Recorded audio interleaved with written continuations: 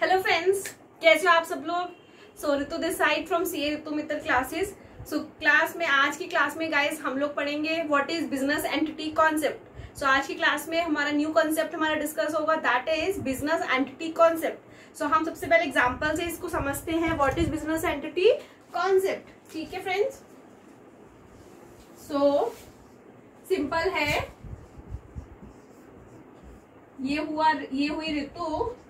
बिल्कुल हम starting first class से ही ये पॉइंट डिस्कस कर रहे हैं कि बिजनेस एंटिटी कॉन्सेप्ट जो बताता है, बेसिकली वो आपको ये चीज ट्रांसलेट करता है कि एक बिजनेस में always business and businessman both are different person.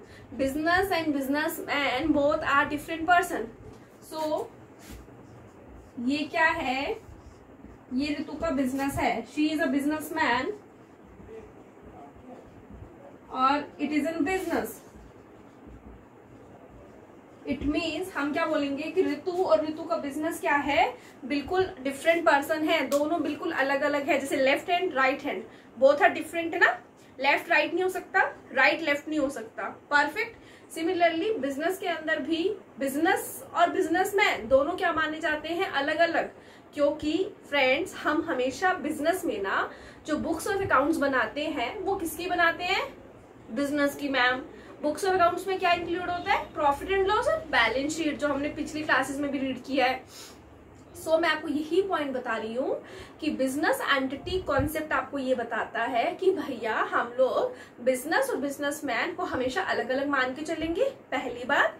दूसरी बात, बिजनेस की जो किताबें बनेंगी वो अलग होंगी। बिजनेस जैसे ऋतु, मेरे पास सपोज ये मार्कर है, ठीक है, और मेरी शॉप किसकी थी, गारमेंट्स की थी, करेक्ट। तो मेरा ये मार्कर मेरी एसेट है, मेरे बिजनेस की एसेट नहीं है। समझ रहे हो बात को। इट मीन्स बिजनेस और businessman both are different person, दोनों क्या है फ्रेंड्स, अलग अलग पर्सन हैं।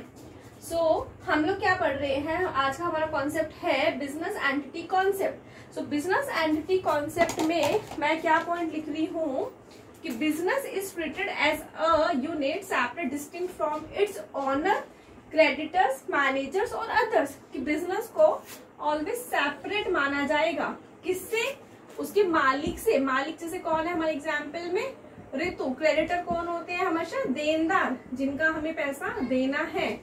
मैनेजर जो बिजनेस को चलाते हैं, या फिर कोई और पीपल। इट मीन्स मैं आपको ये बात बताना चाहती हूँ फ्रेंड्स कि बिजनेस में ऑलवेज बिजनेस और businessman both are distinct person, both are अलग अलग person. Owner of a business is always considered as a distinct and separate from the business he owns. It means कि ऋतु जो ये business चला रही है, इसको अलग माना जाएगा और इसको अलग माना जाएगा। और बुक्स ऑफ अकाउंट्स किसकी तैयार होंगी, जैसे मैंने अपने बिजनेस का नाम लिखा ABC गारमेंट्स, ठीक है। तो बुक्स ऑफ अकाउंट्स किसकी तैयार होंगी, हमारी ABC गारमेंट्स की, ठीक है। बुक्स ऑफ अकाउंट्स में हमारा क्या इंक्लूड होकर चलता है, ये वो मार्कर अच्छे से वर्क नहीं कर रहा है, सो हम लोग कंसीडर करेंगे black marker, profit and loss, and the second one is balance sheet, ठीक है फ्रेंड्स। तो हमने इस कॉन्सेप्ट में हम क्या समझ रहे हैं कि बिजनेस और businessman both are distinct person. तो हमारा यहाँ पे फर्स्ट पॉइंट कवर हुआ, सेकंड पॉइंट कवर हुआ। अब थर्ड पॉइंट क्या बोलता है कि proprietor is treated as a creditor of the business.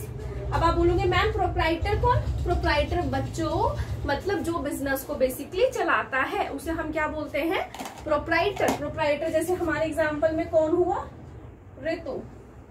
Proprietor is treated as an creditor. Creditor का मतलब क्या हुआ कि जैसे ये एक बिजनेस अलग है ना, हमने क्या बोला, ये अलग है ना। तो ऋतु ने अगर इस बिजनेस में 1 लाख रुपए डाले तो बिजनेस के ऊपर 1 लाख की क्या आ गई, चिंता कि मुझे ये 1 लाख रुपए ऋतु को क्या करने हैं, वापिस करने हैं। समझ रहे हो आप। So the proprietor is treated as an creditor, मतलब कर्जा आ गया बिजनेस के ऊपर ऑफ द बिजनेस। कि प्रोप्राइटर को हमेशा क्रेडिटर माना जाता है बिजनेस के लिए, to the extent of capital invested by him in the business. It means जितने अमाउंट तक का उसने पैसा बिजनेस में लगाया होता है।